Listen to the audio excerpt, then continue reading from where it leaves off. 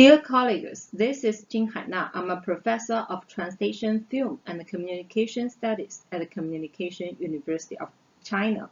The topic of my presentation is intertitle translation of Chinese silent films. Most Chinese films produced in the 1920s and early 30s were intended for both a Chinese and international audience and released with bilingual intertitles. Labor's Love, the earliest extant Chinese film, has bilingual intertitles, with the traditional Chinese written vertically on the same intertitle as the English translation written horizontally. In the 1920s, the Chinese film company translated almost every film they produced into English.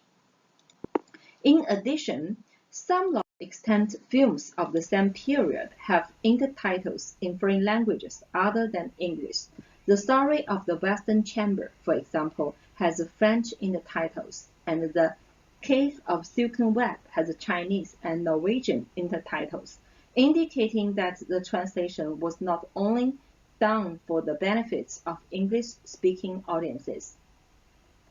Drawing on a variety of sources, including extant silent films, archive materials, memoirs, film studio records, press coverage, and government documents, I will analyze the reasons of film companies' translation activities and translators who carried out translation in the 1920s and early 1930s, using the intertitle translation of Labor's Love as a case study to demonstrate the complexity of intertitle translation in China.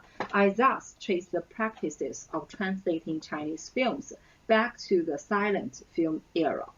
Influenced by foreign films and filmmakers, Chinese film companies have two purposes in translating their production: the potential benefit obtained from the international audiences and the desire to change the negative image of Chinese people portrayed in Hollywood films and project a positive image of China.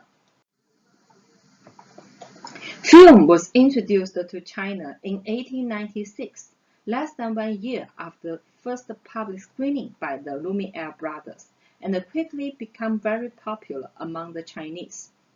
Films from France, United States, Germany, and the United Kingdom were all screened in China prior to World War I.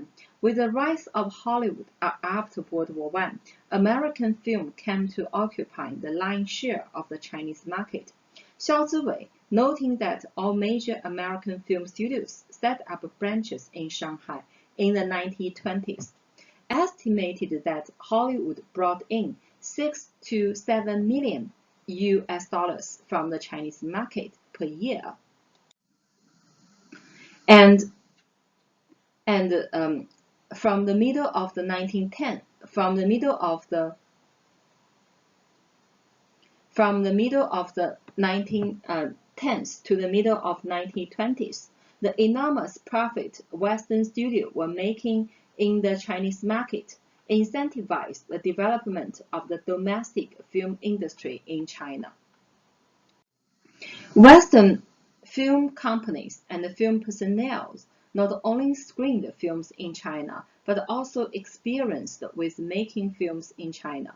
They collaborated with Chinese colleagues and provided technology, equipment, and concept, which furthered the development of the early Chinese film companies. Chinese filmmakers learned how to make films by watching Western films and working with Western filmmakers. Benjamin Brodsky, a Jewish American of Russian descent, founded the Asian Film Company in Shanghai in 1909 and produced shorts in Shanghai and Hong Kong. In 1913, Brodsky collaborated with Li Mingwei in producing Zhuangzi Tests His Wife, the first Hong Kong feature film. Brodsky financed and provided the shooting equipment, and Li Mingwei wrote the script and provided the performance. Upon completion, the film was not only shown in Hong Kong, but was also brought by the Brodsky to California to be screened in Los Angeles. In the silent film era, Most Western films with Chinese characters tend to portray China or Chinese people in an exotic way and often criticized by Chinese film viewers and critics in the newspaper. In 1930, Hong Sen, a professor at Fudan University, as well as a film director, screenwriter, and translator, led protests against Harold Lloyd comedy Welcome Danger. Hong considered the film's negative portrayal of Chinese characters and Chinatown an insult to the Chinese people. The strong protests led to nationalist government issuing a nationwide ban of the film and a public apology from Lloyd. The negative portrayal of Chinese people in Western films deeply hurt the dignity of Chinese filmmakers, who became determined to make their own films and change the international audience's perceptions of China.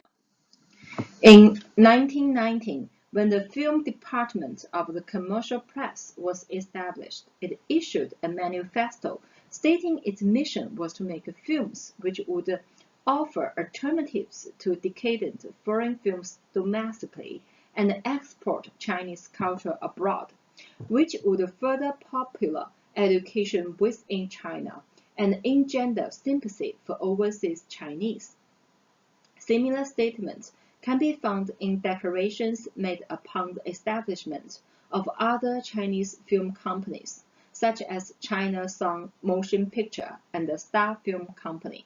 These declarations show that the Chinese filmmakers were conscious of the fact that film was an important tool for increasing cross-cultural communication and global knowledge of the Chinese culture. The United Photoplay Service Company, a leading Chinese film company in the silent era, established an in-house translation department in the early 1930s. By this time, the transnational ambitions of the Chinese film company made translation a necessity. By the 1920s and 30s, Shanghai had become a coastal multicultural metropole and the largest international settlement in China. Chinese filmmakers would not ignore such a large potential audience for their film, an audience who could even assist in exporting Chinese films to overseas. In addition to foreigners living in China, Chinese film company paid a great deal of attention to the overseas market.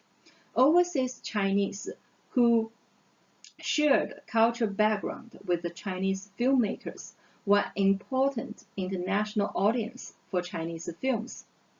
Because second-generation immigrants did not necessarily read or speak Chinese, English and Chinese bilingual intertitles were likely essential. Bilingual intertitles therefore helped a wide range of international audiences of different backgrounds to appreciate Chinese films. Because translation was so important to Chinese film companies during this period, they often carefully selected Chinese and foreign translators who had sound knowledge of both source and target languages. The 1927 China Film Yearbook provides a list of some of the translators used by the studios. A larger proportion of these translators had studied abroad or even studied film abroad. Those who had not studied abroad had often studied English in missionary schools in Shanghai. Sun Yu was a Tsinghua graduate who became a prominent film translator and a film director during the 1920s and 1930s. He studied drama in the University of Wisconsin-Madison, enrolled in the New York Institute of Photography to study cinematography and film editing, and took evening courses at Columbia University in screenwriting.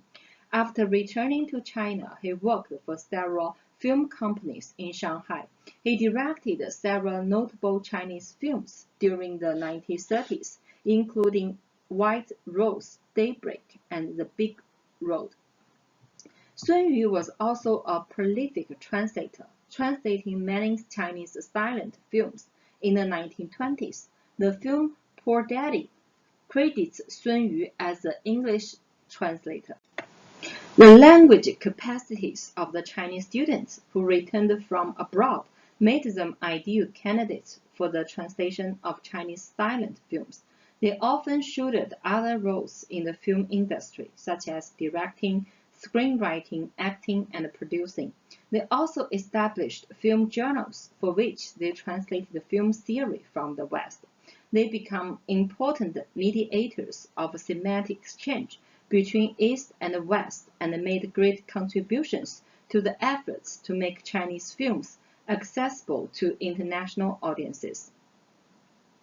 In addition to Chinese translators, Chinese film companies employed foreigners as film translators. Thomas Henry Stoffel, a business partner of Benjamin Brodsky, collaborated with Zhang Sichuan in setting up Asian Company and became a good friend. After Zhang Sichuan and Sun Zhenqiu established Star Film Company, Stoffel was asked to translate the story and the intertitles of the films the company produced. Stoffel had lived in Shanghai for many years and was able to speak Chinese. In the following session, I will use Labor's Love as a case study to probe the complexities of translating the intertitles of silent films. Labor's Love is a 22-minute short comedy produced by Star Film Company. Like many silent films, Labor's Love used intertitles, and this film has 51 intertitles, of which 6 are explanatory and 33 represent dialogue. The opening intertitle, which summarizes the plot, is in Chinese and is followed by an English translation. The rest of the 49 intertitles are bilingual. The Chinese used by is in fact a blend of classical Chinese and the modern vernacular. The hybrid use of language indicates hectographic environment of China, and especially Shanghai during the 1920s. In the middle of 1910s and 1920s, the New Cultural Movement and the May 1st movement reshaped the political and cultural landscape of China. One of the main aims of these two movements was to replace classical Chinese with vernacular Chinese. The use of both registers reflect this transition. The use of English language in the intertitles speak to the cosmopolitanism of Shanghai and the efforts by the early Chinese filmmakers to reach an international audience, both in China and beyond. Labor's Love, in fact, has 3 names. The Chinese title, 劳工之爱情, whose literal English translation is Labor's Love, and the alternative Chinese name, 自果园, which means romance of throwing fruit. The title, Labor's Love, which prominently features 2 modern concepts of labor and love, indicates the influence of May 1st movement, whereas romance of throwing fruit references traditional Chinese motive for love and courtship of fruit throwing. The use of the 3 names for the film therefore suggests a desire on the part of Star Film Company to reach as wide an audience as possible, those who embrace the new culture, more traditionally minded Chinese and foreigners. The first intertitle of the film is a synopsis in classical Chinese. Film was still a new medium for the Chinese audiences in 1920s, and a synopsis helped audiences still not accustomed to the medium to follow the plot. In the silent era, film and intertitle typically required 6 inches of film. Classical Chinese is more concise than vernacular. A synopsis in classical Chinese that requires 1 intertitle might require 2 or 3 intertitles in vernacular Chinese, and the use of classical therefore allowed the filmmakers to economize. The translator who translated the synopsis into English for the second intertitle did not translate all the information literally.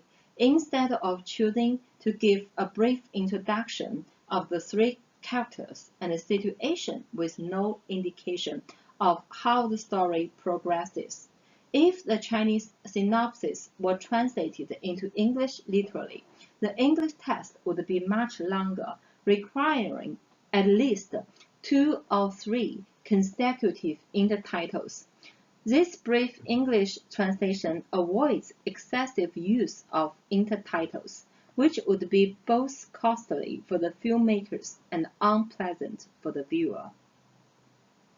Apart from the first intertitle, the Chinese on the intertitles are largely vernacular. These intertitles relate conversations or indications of names and places, so the use of vernacular Chinese, the language of daily life, is apt. In this scene, Dr. Zhu advises one of his patients not to drink excessively. His patient insists he can handle alcohol and gives an excuse as to why he fell. In the English translation of the excuse, the translator added references to foreign elements which are absent from the Chinese source text. The English translation identified the bad wine as Hongqiu stuff, a reference to the district where the foreign concessions were located and where most international residents lived. The English translation identifies the bad wine as Hongqiu stuff, a reference to the district where the foreign concessions were located and where most international residents lived. These references to the perils of foreign goods would increase the comic effect for international audiences, especially those living in Shanghai. From above example, we can see that the translator did not adopt a word-for-word translation strategy for both economic and aesthetic reasons. The translator actively sought to appeal international audiences and sometimes even rewrite the jokes for their benefits. In practice, intertitle translation had a host of unintended effects. One Chinese commentator noted that some members of the audience liked to read intertitles aloud, while those in suits preferred to read English intertitles. Chinese students also used bilingual intertitles to practice their English. Silent films with bilingual intertitles offered a Chinese audience a way to learn a foreign language, a fuller understanding of the film, and the experience of cosmopolitanism.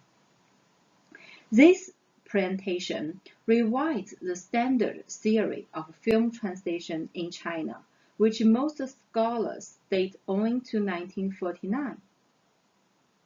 If we look at the translation of intertitles, however, we can trace the history of translating Chinese films back to the silent film era. There are numerous examples of Chinese films from 1920s, the first decade of Chinese cinema, released with bilingual intertitles.